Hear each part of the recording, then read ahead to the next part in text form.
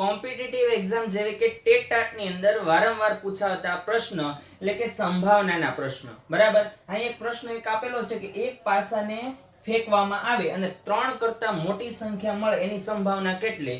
તો હવે જોઈએ ને તો સૂત્ર આધારિત, તો સંભાવના બરાબર સાનુકૂળ પરિણામની સંખ્યા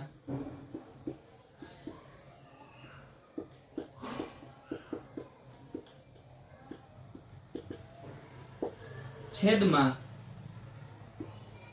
શક્ય તમામ પરિણામ. જો આ 10મા ધોરણમાં પણ આ પ્રશ્ન વારંવાર પૂછાતો હોય છે, બરાબર. હવે આપણે ખબર છે કે પાસો ફેંકીએ એટલે પાસા ઉપર કયા કયા અંકો મળે? તો કે શક્ય પરિણામ, શક્ય પરિણામ,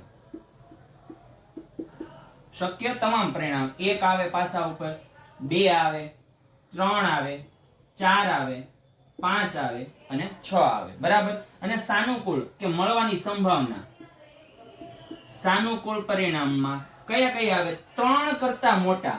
3 કરતા કેવી હોવી જોઈએ સંખ્યા? મોટી હોવી જોઈએ. એટલે કે 4, 5 અને 6 3 રિઝલ્ટ મળે, બરાબર. તો સૂત્ર આધારિત તમે કિંમત મૂકો ને તો સાનુકૂળ પરિણામ કેટલા છે? તો કે 3 મળે, બરાબર. કેટલામાંથી, કેટલા પરિણામમાંથી? તો કે 6 પરિણામમાંથી, બરાબર. આના તમે છેદ ઉડાડો તો 3 એકા 3 અને 3 દુ 6, 3 કેન્સલ થઈ જાય તો જવાબ આવે 1/2. તો સંભાવના કેટલી મળે તમને? 1/2.